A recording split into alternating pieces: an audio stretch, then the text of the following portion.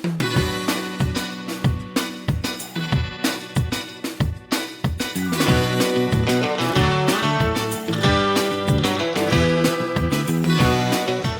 वालेकुम नाज़रीन, आऊं आहियां शेफ़ AR जमाली पंहिंजे किचन में। पंहिंजे किचन में जेको हमेशह मूंसां जेको तावन कंदो आहे उहो आहे शारजा कुकिंग ऑयल वारा। त हीउ प्रोग्राम शारजा कुकिंग ऑयल वारे जे तावन सां आहे। मज़ेदार क़िस्म जूं रेसिपियूं असां वटि हूंदियूं आहिनि। हमेशह तव्हांखे ख़बर आहे त का न का हिकिड़ी नई रेसिपी ऐं ठाहींदो आहियां। सो अॼु बि इंशाल्लाह मज़ेदार क़िस्म जी रेसिपी हूंदी। उन सां गॾोगॾु आऊं तव्हांखे इहो ॿुधाईंदो वञा त मूंसां गॾु को न को हिकिड़ो नओं गेस्ट बि हूंदो आहे। अॼु मूंसां जेका महिमान आहे वॾी नाले वारी शेफ़ आहे। छो जो असां हू बि शेफ़ आहे, आऊं बि शेफ़ आहियां। माशाल्लाह हू डिफरेंट चैनल ते कमु करे रही आहे या करे पई।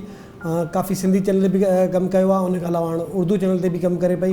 सो अॼु मूंसां गॾु आहे आबदा बलोच। अस्सलाम वालेकुम आबदा। वालेकुम अस्सलाम। कीअं आहियो तव्हां? मां बिल्कुलु ठीकु आहियां। तव्हां कीअं थो लॻे मुंहिंजे किचन में आयो अॼु? मूंखे तमामु सुठो थो लॻे ऐं लॻे थो त मां तव्हांजे पंहिंजे किचन में आई आहियां। पंहिंजे किचन में अॼु आबदा मूंसां गॾु आहे। ॾाढी कचहरी थींदी आहे आबदा सां गॾु अॼु, ऐं उन सां गॾु रेसिपियूं बि अॼु ठाहींदासीं गॾोगॾु। आबदा ॿियो ॿुधायो कीअं पियो रमज़ान तव्हांजो हले? तमामु सुठो माशाल्लाह। रमज़ान त तव्हांखे ख़बर आहे अचण खां अॻाटी असां हिन जो इंतज़ारु कंदा आहियूं ऐं दुआ आहे त असां सभिनीनि जो रमज़ान तमामु सुठो गुज़रे। हा, पंजाब जो एहसास, पंजाब जो एहसास जो स्लोगन आहे शारजा कुकिंग ऑयल वारनि जो, त पंजाब जो एहसास बि लाज़मी आहे। बिल्कुलु आहे, छो जो इन जे करे त माण्हू जेको रोज़ा रखनि था, जेको अफ़तारी कनि था, उन्हनि जे ग़रीबनि जो पाड़े वारनि जो बि ख़्यालु कनि। पंहिंजनि जो एहसास लाज़मी आहे। त अॼु जेका रेसिपी आहे उहा बि ॿुधाईंदा नाज़रीन खे। तमामु ज़बरदस्त थी लॻे पई तव्हांखे ख़ुशबू अचे पई मसालनि जी। अॼु कच्चा मूं मसाला ठाहिया नाज़रीन। असीं कोशिशि कंदा आहियूं पंहिंजे हथनि जा मसाला ठाहिण में, उनमें वधीक मज़ो ईंदो आहे। हिकिड़ा रेडीमेड पैकेट ईंदा आहिनि उहे त पंहिंजी जॻह ते आहिनि, पर पंहिंजे हथां जेके तव्हां मसाला ठाहींदो उन्हनि जो वधीक ख़ुशबू ज़ाइक़ो हूंदो आहे। त अॼु जेको मसालो मूं ठाहियो आहे शिकारपुरी चिकन कढ़ाई। अच्छा, मूंखे त कढ़ाइयूं ॾाढी पसंदि आहिनि ऐं ईज़ी बि थींदियूं आहिनि न ठाहिण में। बिल्कुलु ईज़ी थींदी ऐं जंहिंखे कुझु बि न ईंदो आहे उहो बि कढ़ाई ठाहे वठंदा आहिनि। कढ़ाई ठाहींदो आहे। त असां थोरो डिफरेंट तरीक़े सां ठाहियूं। त मूं कॾहिं हाला नागा कढ़ाई आहे, कॾहिं शिकारपुरी कढ़ाई आहे। त डिफरेंट तरीक़े सां पंहिंजे शहरनि खे बि असीं नालो वठी प्रमोट कंदो आहियां। छो जो असांखे माण्हुनि खे ख़बर पए त असांजे कल्चर फूड कहिड़ो आहे, कल्चर जा खाधा कहिड़ा आहिनि। हर शहर जी हिकिड़ो पंहिंजो माण्हुनि जो बि मिलाप उथण वेहण पंहिंजी जॻह ते आहे। उन्हनि जो खाधा, उन्हनि जो इहे सभु शयूं में जेके आहिनि रिलेटेड आहिनि शयुनि सां। बिल्कुलु ईअं आहे। सो अॼु असां वटि शिकारपुरी कढ़ाई आहे। शिकारपुरी कढ़ाई लाइ मूंखे तक़रीबन अधु किलो चिकन खपे, बल्कि अधु किलो खां वधीक बि आहे। त नंढी बूटी जेका थींदी आहे चिकन जी उहा आहे असां वटि। उन सां गॾु टमाटर असीं शामिलु कंदासीं ऐं उन सां गॾोगॾु तक़रीबन 3 खां 4 अदद जेके टमाटर आहिनि उहे मुंहिंजी कटिंग करे रखी आहे। साबुत सावा मिर्च आहिनि, अदरक और थूम जी पेस्ट आहे, ऐं मेथी जेका सुकल मेथी आहे उहा बि मूं वटि आहे। हैड बि आहे, ॻाढ़ा मिर्च बि आहिनि, ऐं उन खां अलावा लूणु जेको हस्बे ज़रूरत उहो असीं शामिलु कंदासीं। हीउ मसालो जेको मूं ठाहियो आहे हिन में सुका दाणा आहिनि, हिन में सफ़ेद ज़ीरो आहे, हिन मंझि वडफ जेके आहिनि उहे बि मूं हिन में शामिलु कया आहिनि, हिन में कलून जी बि शामिलु कई आहे। त हीअ सभु असांजी कढ़ाई में शामिलु थींदा। उहो ख़ुशबू ऐं ज़ाइक़े सां ख़बर पइजी वेंदी। त बिस्मिल्लाह रहमान रहीम स्टार्ट कयूं? बिल्कुलु इजाज़त आहे? बिल्कुलु इजाज़त आहे। ठीकु आहे। सो आबदा जी इजाज़त ऐं उन सां असांखे जेका हमेशह चवंदो आहे त जॾहिं बि को बर्तन को थां रखो था पचाइण जे लाइ, त पहिरियों हिकु 2-3 मिंट छॾियो त सुठे तरह सां गरम थिए। हिन में जेको पाणी हूंदो उहो ख़ुश्क थींदे, जेके जरासीम धोईंदा आहियूं अक्सर थान में जरासीम अची वेंदा आहिनि, त उहे जेके ड्राई थींदा एकदमि ख़तमु थींदो। छो जो अगरि पाणी हूंदो असीं में तेल विझंदासीं, तेल जा जेके फुणगा जेके असांजे मुंहं ते वेंदा असांजे कपिड़नि ते वेंदा। इहो हमेशह मां चवंदो आहियां इन शयुनि जो ज़रूरु ख़्यालु कयो। ऐं खाधनि सां गॾु एक्सीडेंट बि इलाही थींदा आहिनि। त किचन में माण्हू ईंदो आहे त कॾहिं कपिड़ा बि सड़ींदा आहिनि, कॾहिं मुंहुं बि सड़ंदो आहे, कॾहिं का शइ किरी पवंदी आहे। छुरी जो इस्तेमालु असीं कंदा आहियूं, कॾहिं हथ बि कटिजी वेंदो आहे। कोशिशि कयो जॾहिं बि तव्हां खाधा पचायो था त जेके शयूं तव्हांखे दरकारु आहिनि उहे मौजूदु तव्हांखे पहिरियां ई पाण वटि रखी छॾियो। पोइ तव्हांखे हेॾो न वञिणो न पए, तव्हांजो ध्यानु ॿिए पासे न हुजे ऐं तव्हांजो ध्यानु पूरो खाधनि में ई हुजे। तव्हां घर में बि कुकिंग कंदा आहियो? आबदा कॾहिं कॾहिं। अच्छा, कॾहिं कॾहिं घर वारा त मिस कंदा हूंदा न, त सभिनीनि जे लाइ तव्हां ठाहियो था पर असांजे लाइ नथा ठाहियो? घर वारनि बसि इहो छा ॿुधायां, असां एॾो कुकिंग करे करे थकी पवंदा आहियूं, दिलि न चवंदी आहे। अच्छा, ॿियनि जो तव्हांखे ठहियलु पसंदि अची वेंदो आहे? अक्सर न आऊं अक्सर मूं कॾहिं बि कंहिं ते मतिलबु कॾहिं बि तनक़ीद न कया थी तव्हां मज़े वारो न ठाहियो। हा, केरु पुछंदो आहे केरु पुछंदो आहे मूंखां त मुंहिंजी डिश कीअं लॻी पोइ मूंखे ज़ाहिरी ॻाल्हि ॿुधाइणो पवंदो आहे सही। न त ख़ामोशी सां खाई हली वेंदो आहे मूंखे केरु सवाल न करे बहितर आहे अच्छा अच्छा सची ॻाल्हि आहे त सही अगरि- ऐं उहो बि बुरो त खाधे खे चवण बि न खपे चवण पर बि न तव्हां घुरिजे। ज़रूरु ॿुधाईंदा आहियो जेकॾहिं कोई पुछे कुझु त। दोस्त आसीं ईअं हिकिड़ी सही। तव्हां ॿुधायां थो पहिरियां हिन में चिकन शामिलु कयां त हीउ जेको तेल गरम थी चुको आहे शारजा कुकिंग ऑयल तक़रीबन 200 ग्राम हुन में शामिलु कयो आहे अधु किलो चिकन आहे पहिरियां चिकन खे असीं में थोरो फ्राई कंदासीं सुठे तरह फ्राई थी वञे पोइ असांजी कचहरी बि गॾो गॾु हलंदी रहंदी आहे ईअं न बिल्कुलु ठीकु आहे हिनखे चिकन खे असीं थोरो फ्राई कंदासीं तेल में मां हे तव्हांजी शिकार पूरी कढ़ाई टेस्ट कंदमि ज़रूरु बिल्कुलु पर रोज़े ताणी तव्हांखे रहणो पवंदो मूं वटि ठीकु आहे इंशाअल्लाह ठीकु आहे पोइ आपदा ईअं हिकिड़ो वारी थियो असीं काफ़ी इलाही दोस्त वियासीं हितां कंहिं ॿिए शहर में अच्छा सिंध जा वॾा ॾाढा ख़ूबसूरत शहर आहिनि पोइ उते हिकिड़ो रेस्टोरेंट हुयो उन्हनि चयो असां वटि अरबी खाधा आहिनि असां वटि अॼु असीं इहे खाईंदासीं मूंखे ठीकु आहे असां मानी खाई बसि कई अच्छा हा मानी खाई बसि कई त पोइ हुनजी मैनेजर आयो मैनेजर आयो पुछी त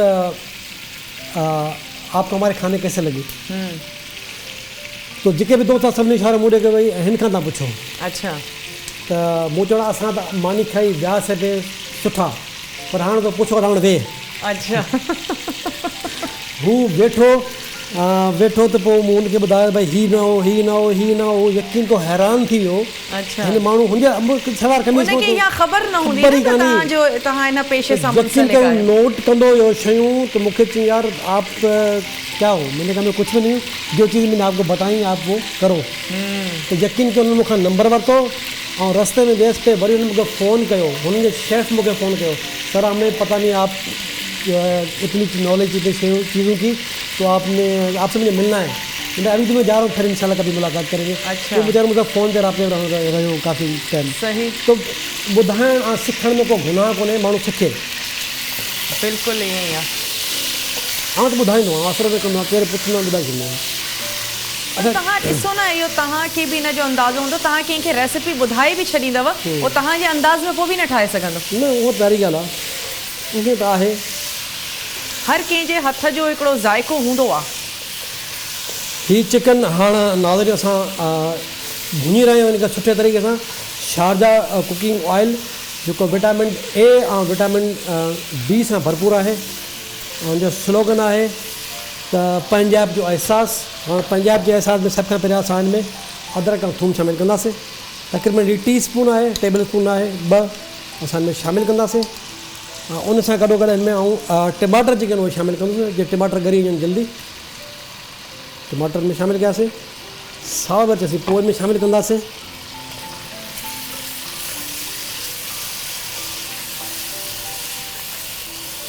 अच्छा टोमेटो पेस्ट या टोमेटो प्यूरी बि विझी सघूं था या शिकार पूड़ी में थोरो साबित साबित ई हुजे न तव्हां अहिड़ी कटिंग करे तव्हां में शामिलु करे छो हीअ ॻरी वेंदा आहिनि मुंहिंजे अच्छा। असां में थोरो पाणी बि शामिलु कंदासीं उन पाणी में टमाटर बि ॻरी वेंदा सही। ऐं चिकन में जेका कसर हूंदी उहा बि में ख़तमु थी वेंदी ठीकु आहे न उहा ॻरी वेंदी अगरि तव्हांजो अगरि पेवरी तव्हां आहे तव्हां वटि त उहो बि उहा हिकिड़ो वरी एमरजेंसी लाइ हूंदी आहे जल्दी त जल्दी में जेको खाधो पचाइण टमाटो सही। पेस्ट ठाहे तव्हां विझी छॾियो हुनमें हीअ वरी आराम सां पचाईंदा आहियूं खाधो त हिन में ॻरी वेंदा आहिनि ॿियो में तव्हां 4 टुकड़ करे जेके आहिनि 4 टुकड़ा करे उहे तव्हां शामिलु करे ढके ॾे रखो त हुनजो खल जेका आहे उहा अलॻि थी वेंदी उहा खल आहे थींदी बाक़ी उहो टमाटो ॻरी वेंदो मुंहिंजी इन तरीक़े सां करे सघो था उहो घर वारा तव्हांजी कहिड़ी रेसिपी जी हर फरमाइश कंदा आहिनि त इहा तव्हां असांखे ठाहे ॾियो या मिस कंदा आहिनि कहिड़ी अहिड़ी डिश आहे का अक्सर बिरयानी कढ़ाई कढ़ाई कढ़ाई जेका आहे न अक्सर आउं ठाहींदो आहियां घर में ॾाढी सुठी ठहंदी आहे होटल तव्हां मुंहिंजो रेस्टोरेंट ते बि आया तव्हां ॾिठो हूंदो त मूंखे अक्सर माण्हू वेठो हूंदो आहे माण्हू मूंखे जी फरमाइश कंदा यार असांखे तूं पंहिंजे हथ सां का शइ ठाहे सेखार अच्छा पोइ पंहिंजे हथ सां करे ठाहींदो आहियां माण्हुनि जी फरमाइश हूंदी आहे उहा पूरी करणी पवंदी आहे छो जो मुंहिंजो रेस्टोरेंट मुंहिंजो कारोबार त उन हिसाब सां मूंखे पोइ करिणो पवंदो आहे त हिन में हाणे आपदा हिन में असीं थोरो पाणी शामिलु कंदासीं सही। ऐं थोरो लूणु बि शामिलु कंदासीं त हीअ चिकन जेका आहे अच्छा अवल तव्हां हिनखे ॻारींदव उन खां पोइ तव्हां मसाला ऐड कंदव जी सही उहो सिर्फ़ु लूणु में शामिलु कंदासीं अच्छा ठीकु आहे न सिर्फ़ु लूणु आहे असां हिन में शामिलु कंदासीं ॿियो को मसालो शामिलु कोन्हे कयो लूणु जेका आहे हसबे ज़रूरत कोशिशि कयो लूणु घटि इस्तेमालु कंदो आहे त जीअं पाणी ॻरी ईंदो त पोइ असां हिन में जेको आहे बाक़ी ॿिया मसाला शामिलु कंदासीं ठीकु आहे न ॿियो तव्हां ॿुधायो अॼुकल्ह छा पियो थिए कहिड़ी मसरूफ़ियात आहिनि प्रोग्राम त अॼुकल्ह ख़ैर कम जे हवाले सां त आहे ई मसरूफ़ियत पर रमज़ान जी तव्हांखे ख़बर आहे हिकिड़ी पंहिंजी मसरूफ़ियत हूंदी आहे ऐं रमज़ान में कोई बि इंसानु हुजे हो हाउस वाइफ हुजे या हो ॿाहिरि कमु कंदी हुजे त असांजी मसरूफ़ियत तमामु घणी डबल ट्रिपल थी वञे ऐं रमज़ान जा पंहिंजा मामूलात बि हूंदा आहिनि ऐं कोशिशि हूंदी आहे त उहे बि ज़रूरु पूरा थियनि बजाए हिन जे त छड़ो सहर इफ़्तार ऐं कमु हुजे पर उन खां अलावा बि असांजी कोशिशि हूंदी आहे शॉपिंग करे छॾी आहे न मां त ईद जी शॉपिंग रमज़ान जे शुरू थियण खां अवल ई करे छॾींदी ठीकु आहे इहे ॻाल्हियूं पोइ थींदियूं मुंहिंजे ख़्याल में हिकिड़ो ब्रेक जो टाइम थियो तव्हां ब्रेक वठो हिकिड़ी नंढड़ी ब्रेक जो टाइम थी वियो आहे तव्हांखे काॾहें बि नाहे वञिणो स्टे ट्यून ॾिसंदा रहियो पंहिंजी किचन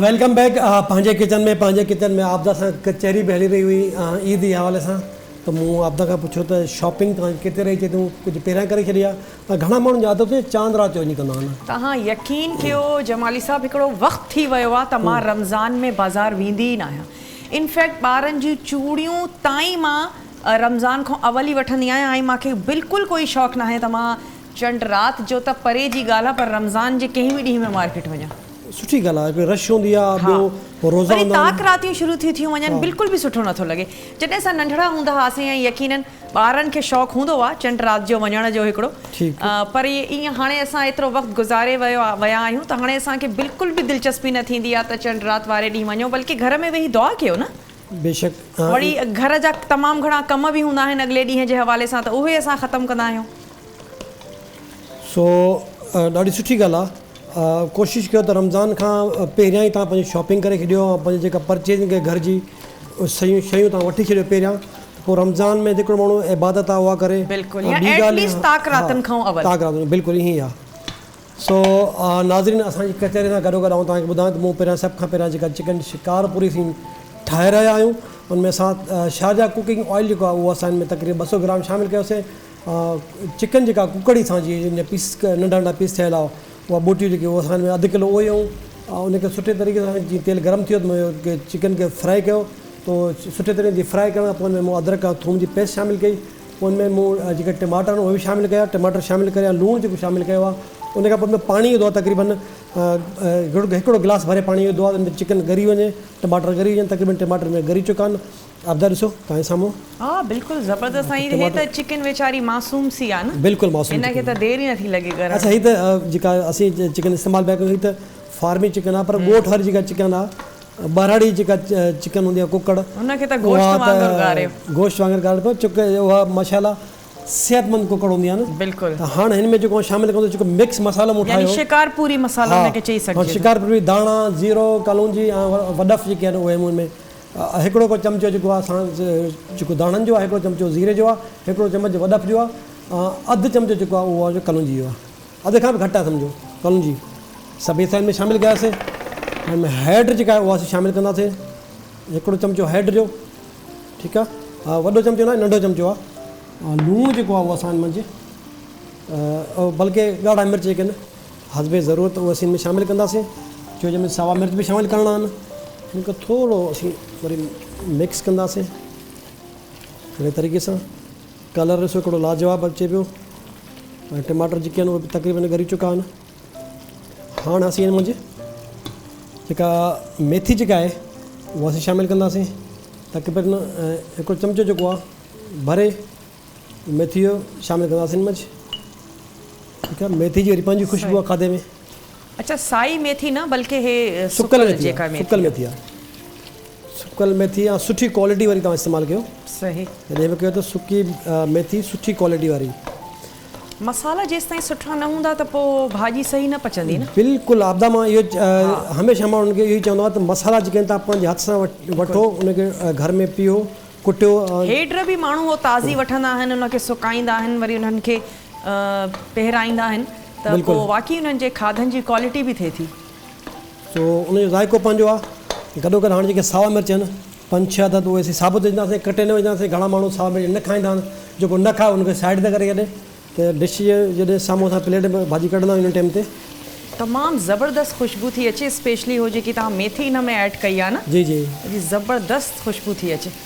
अच्छा, हिन में जेको अगरि कॾहिं बि तेल अगरि एक्स्ट्रा पजो थो वञे, ज़ाहिरी ॻाल्हि आहे असां मापे त कोन विझंदा आहियूं, पर कढ़ाई में तेल थोरो मथे अची वञो त तेल तव्हां कढी साइड ते रखी छॾियो, उन तेल में तव्हां का ॿी भाॼी ठाहींदो त वरी कमाल ई ठहींदी आहे। बिल्कुलु ईअं ई आहे। ऐं ऐं जेसि ताईं घणे तेल में हो भुॼे न त हो टेस्ट बि नथो अचे न। तेल छो पाणी में बॉइल करिणो न आहे, उहा टेस्ट न ईंदी, करिणो थो तेल में खाधो पचाइणो। पर तेल अगरि कोशिशि कयो त घटि तेल हुजे, पर एतिरो तेल हुजे तव्हां जंहिंमें खाधो वञे सुठे तरीक़े सां पची वञे।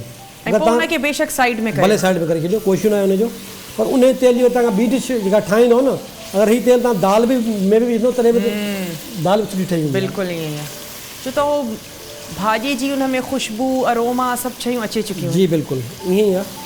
सो अहिड़े तरीक़े सां। अच्छा, हिन में मसालो बि सुठो आहे खाइण जे लाइ, वरना कढ़ाई थोरी ड्राई हूंदी आहे ऐं बूटिन खां अलावा कुझु न हूंदो आहे। माण्हू जेके आहिनि मिसाल हींअर सहरी जो टाइम आहे, सहरी जे टाइम ते तव्हां जॾहिं उफराटो खाईंदा आहियो, उफराटे सां तव्हां हेड़ी शिकारपुरी कढ़ाई खायो या कीमो खायो, उन सां गॾु वरी थोरी ॾही माण्हू खाई करे 2 चमचा या 3, त ॾाढो सुठो ॾींहुं गुज़रंदो, सुठो रोज़ो जेको आहे लॻंदो कोन घणो, छो जो गर्मियूं बि आहिनि हींअर। कॾहिं अच्छा कराची मौसम जी ख़बर बि कोन थी पए, कंहिं महिल गर्मी आहे, कंहिं महिल हवाऊं लॻंदियूं आहिनि। बिल्कुलु। सो मसालनि जो कोशिशि कयो त घटि इस्तेमालु कयो, थधा खाधा खायो। थधा खाधा मुंहिंजो मक़सदु इहो आहे त गरम मसाला घणा विझी छॾियो, गरम मसाला घटि विझो, तव्हां जेके तव्हांजे घर में पंहिंजा मसाला पियल आहिनि उहे विझो, त उन्हनि जो इस्तेमालु कयो त उहे बहितरु आहिनि। थोरो जेको आहे असांखे वधीक पचाईंदासीं, भुनाई ज़रूरी आहे, भुनाई ज़रूरी आहे। तक़रीबन ही रेडी थियण वारी आहे, 2-3 मिंट हल्की बाहि ते रखंदासीं, बाहि हल्की करे छॾी आहे।